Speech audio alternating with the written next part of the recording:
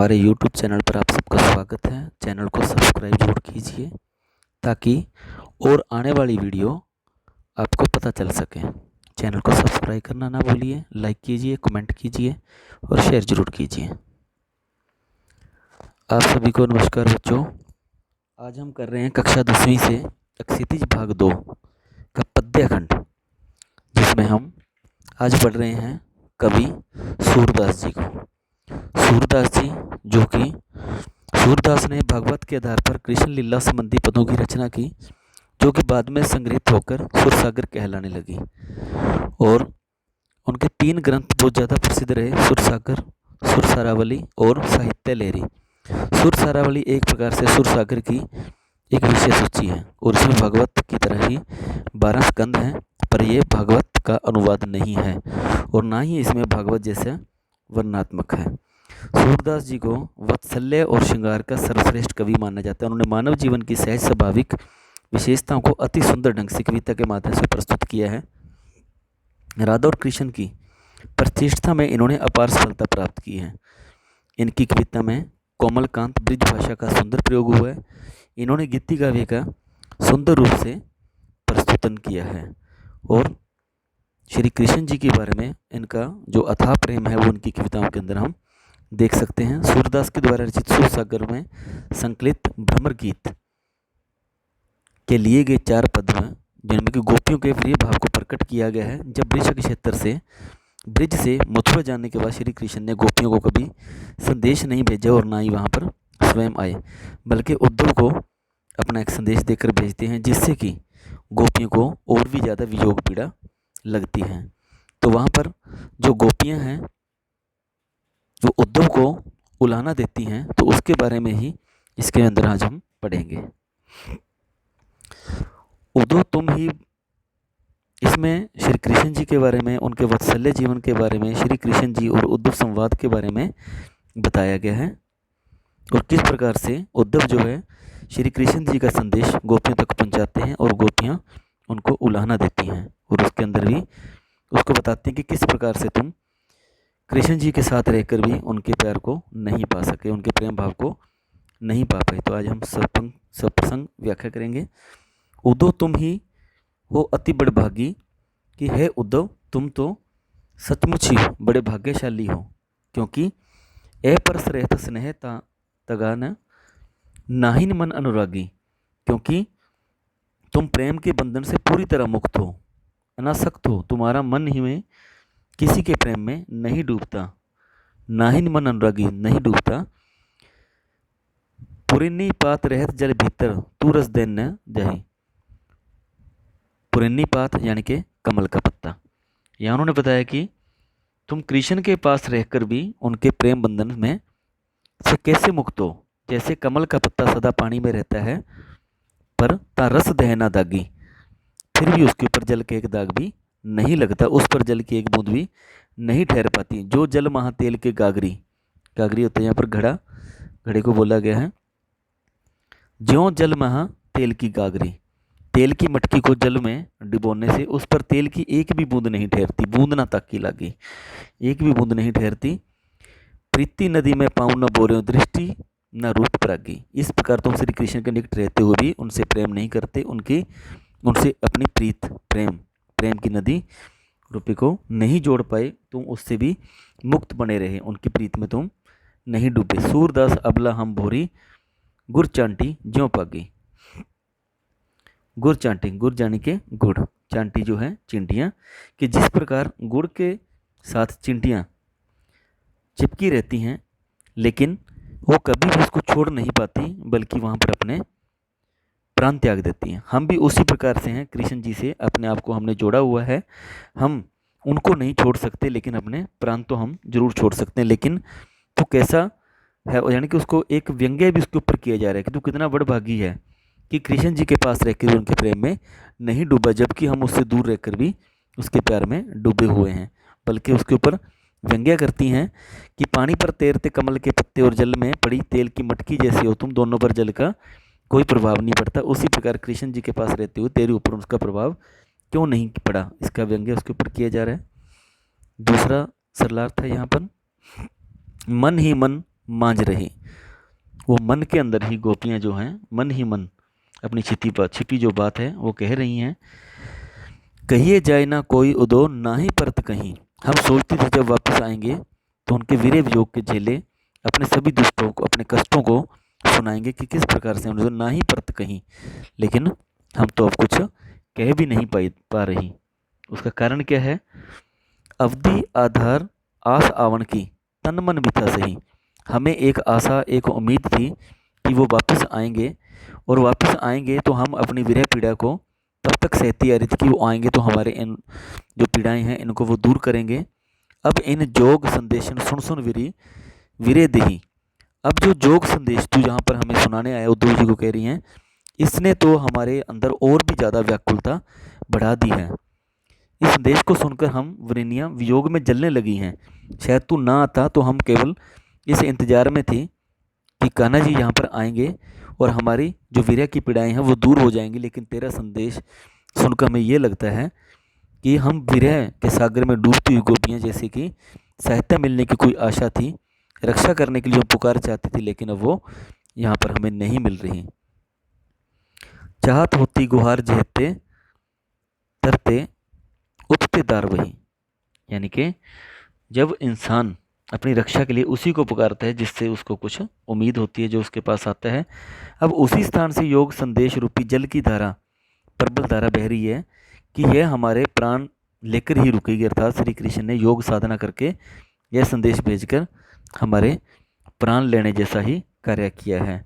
सूरदास अब धीर द्रही क्यों मर्यादा ना लही। मर्यादा यानी कि मर्यादा।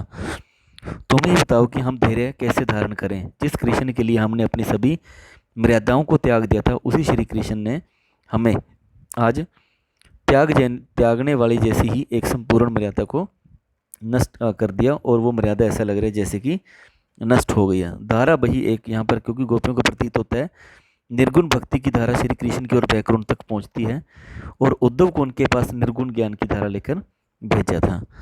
गोपी श्री कृष्ण के प्रति एक निष्ठ प्रेम को अपनी मर्यादा मानती थी, लेकिन जब श्री कृष्ण ने निर्गुण भक्ति का ज्ञान उन्हें भिजवा दिया तो प्रेम संबंधी मर्यादा का कोई अर्थ नहीं रह जाता। मर्यादा न लही से तात्पर्य कि प्रेम भाव के प्रति कृष्ण का यह संदेश था, जिसके कारण गोपी ने अपने जीवन की सामाजिक धार्मिक मर्यादाओं को कभी भी परवाह नहीं की थी। गोपियाँ अपने प्रति श्री कृष्ण के प्रेम को ही मर्यादा समझती थी। गोपियों के लिए श्री कृष्ण का प्रेम प्रिय और योग का संदेश अप्रिय उनको लग रहा है। आगे हम कर रहे हैं कि हमारा हर हरिर की लकड़ी। हमारा हरि, हरि यानी कि श्री कृष्ण, हरिल की लकड़ी एक पक्षी है जो अपने पंजे में सदा कोई ना कोई लकड़ी का टुकड़ा तिनका उठाया रखता है, जिसको हम हरिल बोला जाता है। मन क्रम वचन नंदन नंद नंदन, और यह है दृढ़ करी पकड़ी।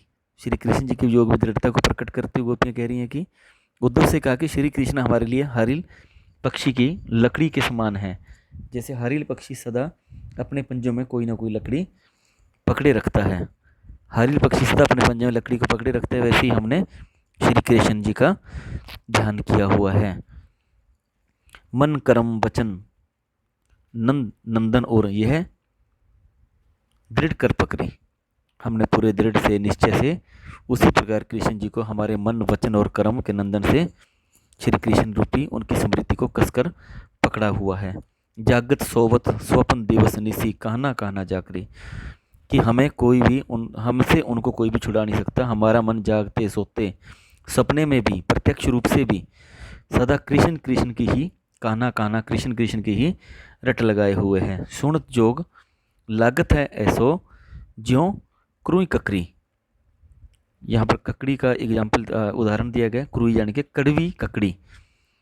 तुम्हारे योग, तो आगे उनको कह रही हैं कि उद्योगों की तुम्हारा योग की बातें सुनकर हमें ऐसे लगता है मानो कड़वी ककड़ी हमने खा ली हो। तुम्हारे योग की बातें बिल्कुल हमें अरुचिकर लग रही हैं।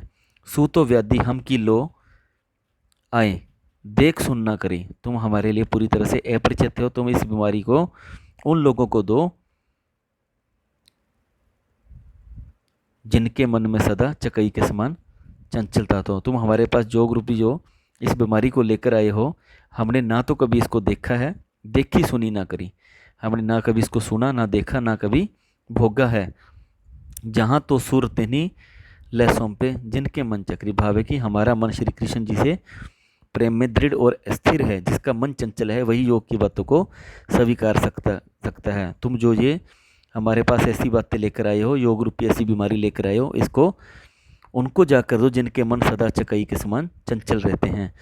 गोपियों का मन श्री कृष्ण के प्रेम भक्ति में पूरी तरह से डूब गया था। वे स्वयं को मन, वचन और क्रम से श्री कृष्ण का ही मानते थे, इसलिए उनके लिए योग व्यर्थ था। गोपियों का योग रूपी ज्ञान व्यर्थ लगता है उनको, कारण क्योंकि उनके अनुसार योग संबंधी बातें वही लोग स्वीकार कर सकते जिनका मन अस्थिर होता है। लेकिन हमारा मन तो स्थिर है, हमेशा कृष्ण कृष्ण ही करता है।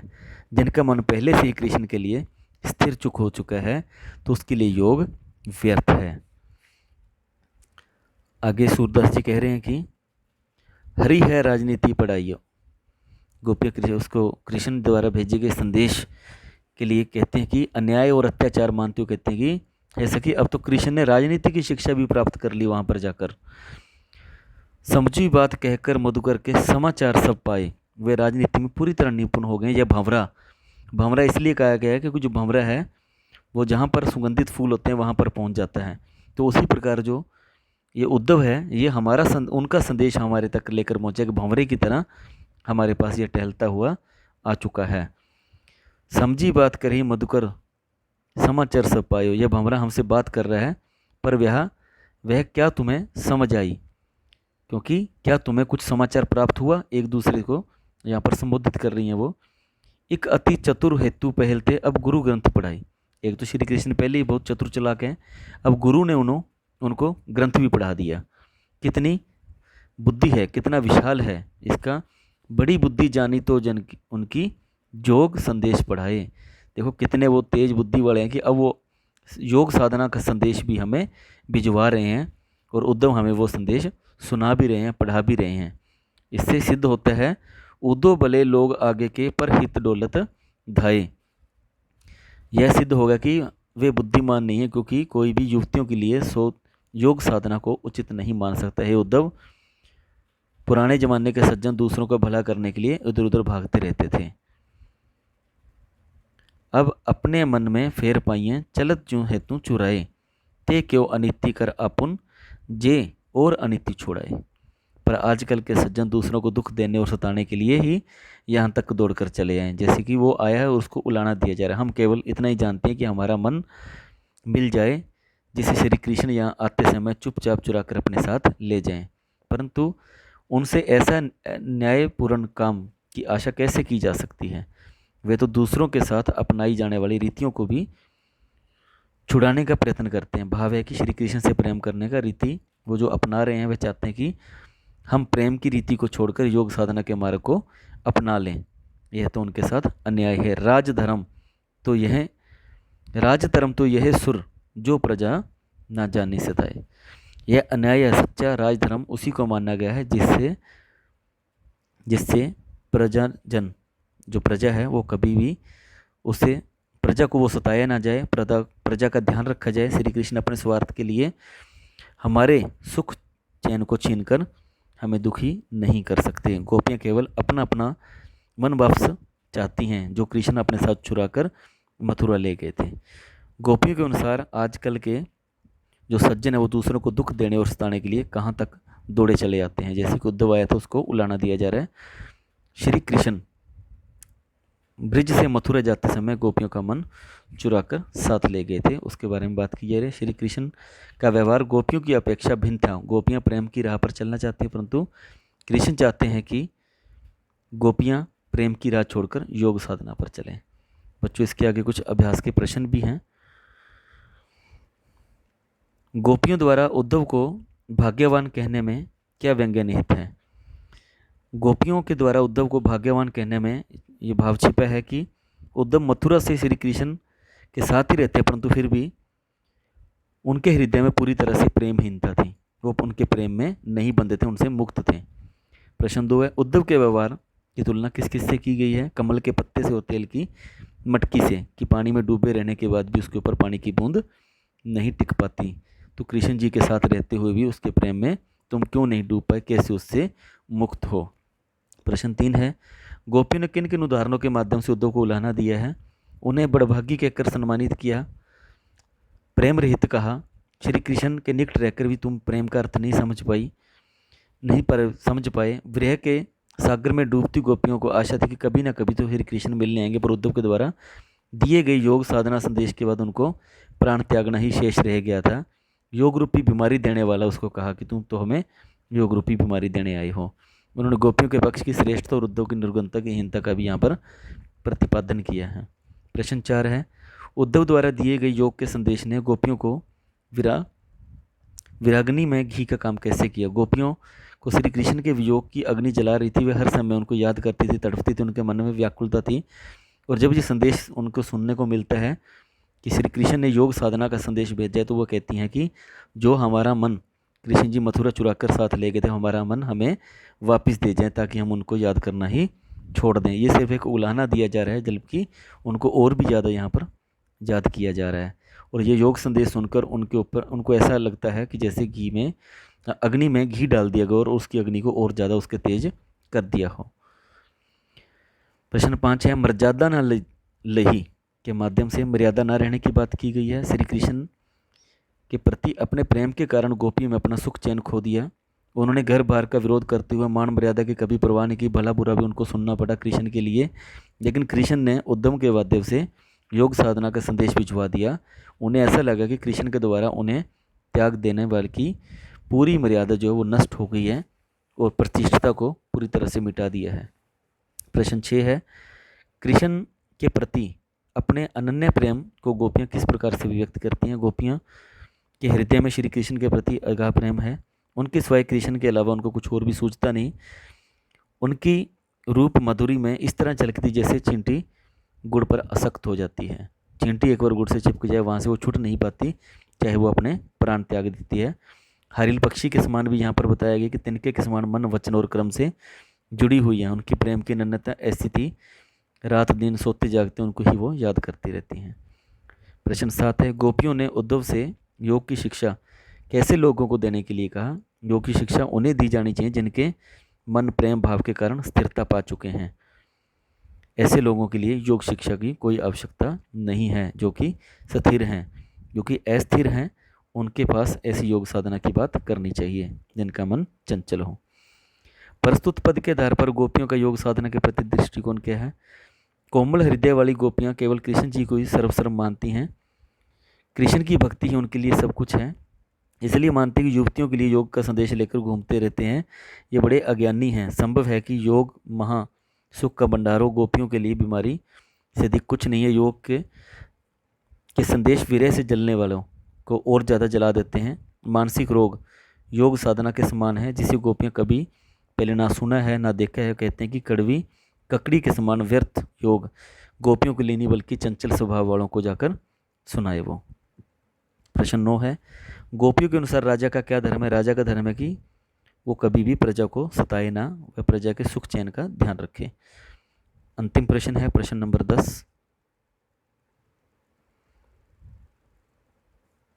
गोपियों को कृष्ण के ऐसे कौन से परिवर्तन दिखाई दिए जिनके कारण वे अपना मन वापस पा लेने की बात करते हैं? श्री कृष्ण जब ब्रज क्षेत्र में रहते थे तब गोपियों उनसे बौद्धिक प्रेम करती हैं, लेकिन गोपियों को प्रतीत होती कि मथुरा जाकर राजा बन जाने के बाद उसके व्यवहार में बदलाव आ गया। उन्होंने उद्धव के माध्यम से योग संदेश भिजवाज कर अन्याय और अत्याचारपूर्ण कार्य किया है। वे अब उनको सुखी नहीं अपितु दुखी देखना चाहते हैं। वे राजनीति का पाठ पढ़ चुके हैं, अब चालें चलने लगे। इसलिए गोपियाँ कहती हैं कि हमारा हृदय हमें वापस कर दे, जो मथुरा जाते समय वो चुरा कर साथ ले गए थे। आगे है, गोपियों ने अपने वक चतुर्य के आधार पर ज्ञानी उद्धव को परास्त किया। निर्भीकता कहा, उसको कहा, व्यंग्य उसके ऊपर कसे गए कि प्रीति नदी में पाऊ बुरा, दृष्टि न रूपकारी प्रागी। स्पष्टता बोली, उन्होंने साफ साफ शब्द में कहा कि घुमा फिरा कर बात नहीं कहनी आती। साफ सुथरा उन्होंने कहा कि अब अपने मन में फेर पाइए, चलत जू है तु चुराए, तय क्यों नीति कर अपुन जेते अनिति छुड़ाए। साफ शब्दों उन्होंने स्वीकार किया और ये भी कहा कि कृष्ण के नाम की रट वो लगाए रखती हैं। भावुकता और सहृदयता है, जो कि कृष्ण जी से उनका जुड़ा हुआ है। अपने मन को हारिल पक्षी के समान उन्होंने बताया। तो काफ़ी यहाँ पर उन्होंने उदाहरण भी दिए और ये भी कहा कि उनकी जो विरह की अग्नि है वो और भी ज़्यादा तेज हो रही है, जो कि उद्धव ने यहाँ पर आकर संदेश दिया है कि हम, लेकिन वो कह रहे हैं कि योग साधना हमारे काम की नहीं है, बल्कि हम तो श्री कृष्ण के बिना एक पल भी रहने की कभी कल्पना भी नहीं कर सकते। धन्यवाद। जय श्री कृष्ण।